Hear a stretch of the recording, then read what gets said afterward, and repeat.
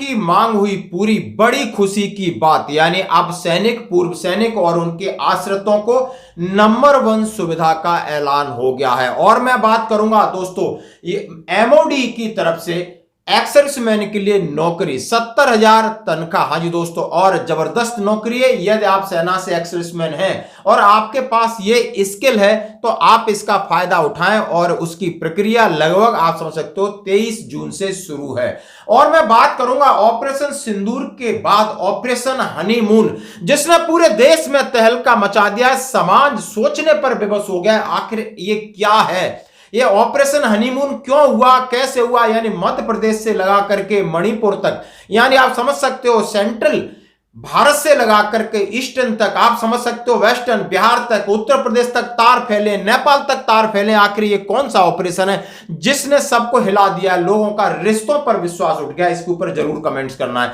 तो दोस्तों सबसे पहले मैं बात करूंगा वो करारनामा जिसका हमें इंतजार था, बेसब्री से इंतजार था। वो लेटर मैं आपके सामने शेयर करना चाहता हूं। जैसा कि दोस्तों हम सभी जानते हैं कि यदि हमें ईसीएचएस में इलाज कराते हैं तो रेफरल जो सिस्टम है हमारे इंडिपेंडेंट हॉस्पिटल में होता है। बहुत सारी समस्याएं होती हैं, लूटपाट होती है और इलाज अच्छे से नहीं होता, इलाज के नाम पर ठगी होती है।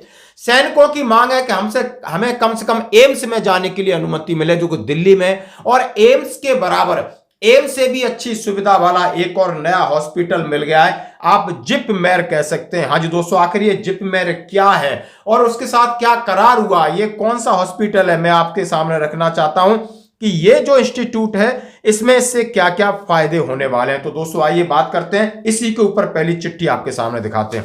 हाँ जी दोस्तों, ये चिट्ठी है, इसमें लिखा है Jawaharlal institute of post graduate and medical education and research, यानी जिप मेर, यानी शॉर्ट फॉर्म में इसको जिप मेर, JIPMER कहते हैं। उसका फुल फॉर्म आपने देख लिया कि Jawaharlal institute of post graduation medical education and research. और वहां का है ऑफिस द मेडिकल सुपरिटेंडेंट की तरफ से 30 मई 2025 को एक लेटर, जबरदस्त खुशखबरी, implementation of ex serviceman contributory health scheme at zip मेर, यानी जिप मेर के अंदर अभी ईसीएचएस के लाभार्थी बेनिफिशियर्स को इलाज मिलेगा। और ये जिप मेर आखिर, हाँ जी दोस्तों, बहुत बड़ा हॉस्पिटल, भारत में 2 इसकी शाखाएं हैं और इसकी रेटिंग आप 5 में से 4.6, जो कि एम्स के बराबर है। ये भारत में सबसे बड़े गवर्नमेंट हॉस्पिटल में ये आप समझ सकते हो टॉप 5 के अंदर ये हॉस्पिटल है। और इसकी सुविधा के लिए करारनामा हो गया, यानी बड़े बड़े, यानी आपका किडनी ट्रांसप्लांट है, बहुत ज्यादा आप समस्या है तो वहां पर आप रेफरल ले सकते हो। ये लेटर उनकी तरफ से निकल गया है, 30 मई 2025 को लिखा है, this is the bring to the notice all concern heads of department and officer in charge in various departments sanction unit that ex-servicemen contributory health has been implemented at JIPMER। उन्होंने सीधा सीधा कह दिया है कि सभी संबंधित विभागाध्यक्ष, उनके प्रमुखों को बता दिया है कि अब ईसीएचएस आपके साथ एफिलेटेड है, जवानों को आपको सुविधा देनी होगी। 9 अप्रैल 2025 को एक MOU साइन होता है और उसमें JIPMER ने ईसीएचएस लाभार्थियों को कैशलेस उपचार प्रदान करने पर सहमति व्यक्त की है। इन लाभार्थियों में भारतीय सेना, भारतीय नौसेना, भारतीय वायुसेना, तटरक्षक बल और सीमा सुरक्षा बल आदि, असम राइफल्स के सेवानिवृत्त कर्मियों और उनके डिपेंडेंट आश्रित शामिल होंगे। ईसीएचएस योजना के संबंध में किसी भी प्रश्न के लिए बीमा विभाग से 6507-655 इंटरकॉम माध्यम से आप कॉल कर सकते हैं। और इसके जो 2 नंबर हैं नीचे मैं आपके साथ शेयर कर रहा हूं, 890384-770 और 041322970004, यानी यहां पर जाकर के आप बात कर सकते हो। ये लेटर आपके सामने मैं रख रहा हूं, जिसको चाहिए वो ले सकता है। आखिर जिपमेर के बारे में थोड़ा सा जो एमओयू हुआ है उसके बारे में हम थोड़ा प्रकाश डालते हैं। जिपमेर जो एक्स सर्विसमैन है उनके लिए स्वास्थ्य सेवाएं प्रदान करेगा। Jawaharlal institute of post graduate medical education and research रक्षा मंत्रालय के पूर्व सैनिक कल्याण विभाग के साथ हस्ताक्षरित एक ज्ञापन के तहत जो भी उनके परिवार और एक्स सर्विसमैन को इसमें कवरेज दिया जाएगा। हाल ही में एक हस्ताक्षर समारोह में एक औपचारिक घोषणा की गई। जिपमेर के निर्देशक वीर सिंह नेगी और चिकित्सा अधीक्षक LN दोराई राजन चेन्नई में पूर्व सैनिक अंशदायी स्वास्थ्य योजना के साथ कर्नल दिव्यांशु एस मोरगोडे उपस्थित थे और ये साइन हुआ। उन्होंने कहा पूरे भारत के लाभार्थी भी इस समझौते के अंतर्गत सेवाओं का लाभ उठा सकेंगे। डॉक्टर नेगी ने कहा यह ज्ञापन सुनिश्चित करने में एक महत्वपूर्ण मील का पत्थर है कि पूर्व सैनिकों उनके परिवारों को व्यापक स्वास्थ्य सेवाएं और समय समय पर चिकित्सा सहायता मिले तथा राष्ट्र की सेवा करने वालों को सम्मानित करने की प्रतिबद्धता को दर्शाता है और हमें इसकी खुशखबरी है। जिपमेर के कार्यवाहक उप निदेशक प्रेम राजन, 2 शाखाएं पांडुचेरी और कुंडालोर, वहां पर उनकी 2 शाखाएं। दोस्तों जैसा मैं आपके सामने और बहुत सारी चीजें रख रहा हूं जो आप देख सकते हो। जिपमेर भारत के 2 मुख्य परिसर हैं, पांडुचेरी कराईकल, 7 हॉस्पिटल ब्लॉक्स हैं जो आपका all India institute of medical and science AIIMS के बराबर के दर्जे का है। और उनका इनमें से कौन सा बेटर है तो आपको दिख जाएगा, रेटिंग आप देखोगे 5 में से 4.6 दोनों की है। यानी ये वर्ल्ड लेवल का हॉस्पिटल है जिसमें एक्स सर्विसमैन उनके डिपेंडेंट्स के लिए ये सुविधा दी गई। हम इसका जबरदस्त स्वागत करते हैं क्योंकि हमें लोकल हॉस्पिटल में सरकार को पैसा ज्यादा लगता है, बहुत सारी ठगी होती है। ये गवर्नमेंट हॉस्पिटल है और सारी सुविधाएं नंबर 1 हॉस्पिटल है। तो दोस्तों ये थी बड़ी खबर।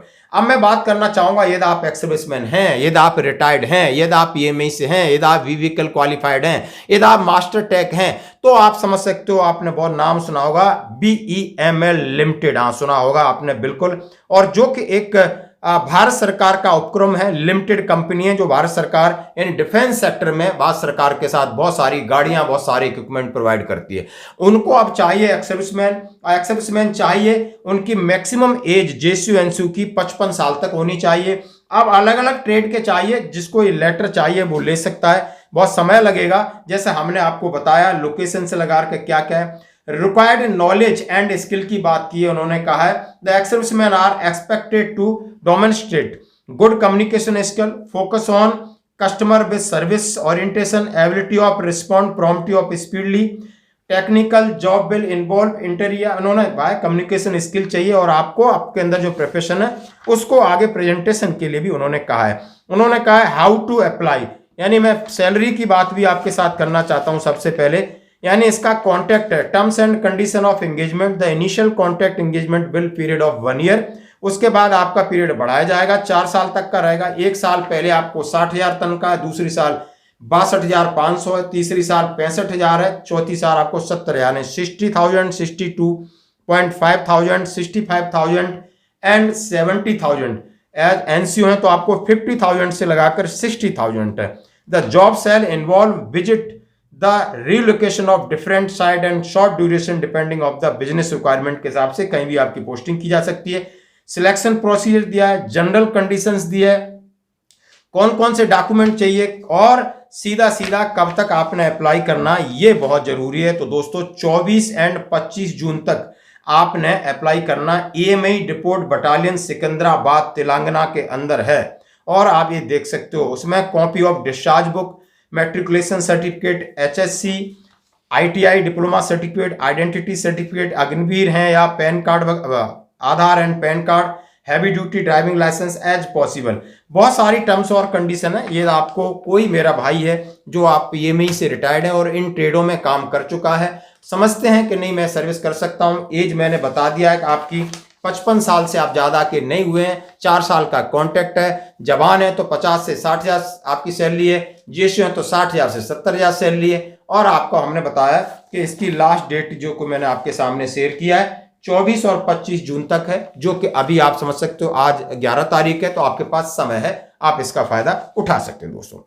अब मैं एक बात सामने जो लेकर आया हूं, ऑपरेशन हनीमून की मैं बात कर रहा हूं। दोस्तों बड़ा गंभीर विषय, हम भी इस समाज का हिस्सा हैं और हम और नाजुक हिस्सा हैं, बिल्कुल आज खुल के कहूंगा, क्योंकि हम देश की सेवा करते हैं। हमारे यंगस्टर हम शादी कर लेते हैं किसी को फेसबुक के ऊपर, किसी को जाकर किसी को चैट करके, हम किसी के परिवार के बैकग्राउंड को न जाने बगैर हम लड़की की खूबसूरती जो कि ब्यूटी पार्लर में भी मिलती है उसके चक्कर में शादी तो कर लेते हैं, लेकिन हमारी शादी के बाद जो समस्या आती हैं, बहुत सारे जवान, बहुत सारे हमसे परामर्श करते हैं कि सर मैंने शादी कर दी, गड़बड़ हो गई, यानी इसका पहले से कहीं अफेयर था, पहले से कहीं इसकी सेटिंग थी, तो आपको माया मिली न राम। एक तो पत्नी नहीं मिली और उसका अधिकार ले लिया, फौज ने आपके साथ पेपर पूरे बना दिए, अब उसको छोड़ नहीं सकते, गलती से आपको एक बेबी भी हो गया है तो अब ऐसी तरह जिंदगी नरक हो जाती है उस जवान की, यानी उस सैनिक की जिंदगी नरक होती है। मैं सैनिकों के परिवेश में कह रहा हूं, सिविल में तो कौन किसके साथ क्या करता है वो मैं आपको ऑपरेशन हनीमून के ऊपर ले जाऊंगा।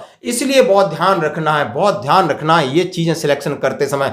किसी की खूबसूरती या किसी के ऊपर इतनी जल्दी आपने भरोसा नहीं करना, नहीं बहुत बड़ा धोखा होगा, क्योंकि आज धोखे की दुनिया है। कोई रिश्ते में कहीं कुछ शायद आप समझ सकते हो तो आगे आगे होगा क्या।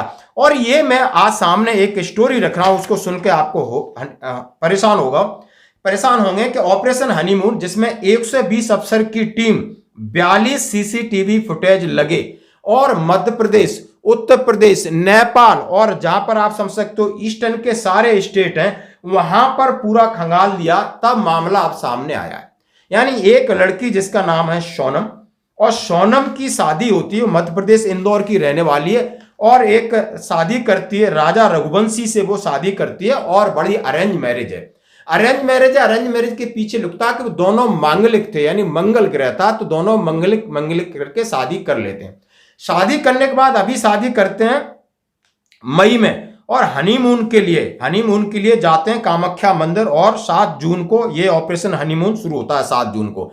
और उससे पहले वो जो लड़की सोनम है वो किसी और से प्यार करती थी, यानी उसके पिताजी की प्लाईवुड की फैक्ट्री थी, तो वहां पर एक राज कुशवाहा का नाम आ रहा है, उससे प्यार करती थी। अब वो चाहती थी कि मैं इससे शादी कर ली, अब इसको हनीमून के दौरान या तो सेल्फी के दौरान इसको निपटाना है या किसी न किसी तरीके से निपटाना है। और वो वहां पर हनीमून के लिए जाती है, और जाने के बाद 4-5 को सुपारी देती है, और राज 4-5 लड़कों को वहां पर भेजता है जिनके नाम सब पकड़े गए, और भेजने के बाद उसका काम तमाम कर देती है, लड़की अपने सामने करवा देती। फिर लड़की वो पैसा और लेकर के राज कुशवाहा जो दूसरा है, पहले राजा रघुवंशी उसका पति था, अब राज कुशवाहा उसका बॉयफ्रेंड है, उसके साथ नेपाल भागने के चक्कर में थी। लेकिन पुलिस ने, सोनम ने राजा से कहा था जब तक कामाख्या में दर्शन न कर ले हम दूर रहेंगे। माता पिता पर संदेह, अफेयर की बात मां से खूब लड़ी, तमाम ऐसी चीजें। यानी मेघालय में इंदौर की रहने वाली, मेघालय तक केस जाता है, 3-4 सरकारें लगी हैं, 120 अफसर लगाए, जहाज लगे हैं जाने के लिए फ्री, और ये पकड़ी गई है। आप इसकी मिस्ट्री सुन के, मैं पूरी चीजें नहीं कहना चाहता हूं, बहुत घिनौनी है लग रहा है। एक एक चीज आपने शायद सुना होगा, सोनम और राजवंशी राजा का केस हाई प्रोफाइल केस हो गया है, मुख्यमंत्री तक इस पर बयान दे रहे हैं, और बाबा महाराजा बयान दे रहे हैं। समाज के बुद्धिजीवी लोग कह रहे हैं कि आखिर अब रिश्ता रह क्या गया है, कौन किसको धोखा दे दे। एक महिला आयोग की अध्यक्ष कह रहे हैं कि पहले लड़की डरती थी शादी करने से कि ससुराल जाएंगे कैसे, सास ससुर आदमी मिलेगा, मेरी जिंदगी कैसे कटेगी। आज सब कुछ उल्टा हो गया है, अब लड़का डरता है कि लड़का और लड़के के माता पिता डरते हैं कि कैसी लड़की आएगी, हमारे घर में जाकर नरक बना के रखेगी या किस तरह धोखा देगी। तो दोस्तों समाज कितना पलटा है। मैं किसी का दोष नहीं दे रहा हूं कि क्या लड़की का दोष है, सबके पास लड़की हैं, सबके पास लड़के हैं, सब चीजें, लेकिन समाज कहां जा रहा है, रिश्तों के साथ इस तरह धोखे हो रहे हैं, और धोखे का अंजाम क्या होता है, उसके बाद जिंदगी बिल्कुल खत्म हो जाती है। तो आपकी इसके ऊपर क्या प्रतिक्रिया है जरूर दें। धन्यवाद।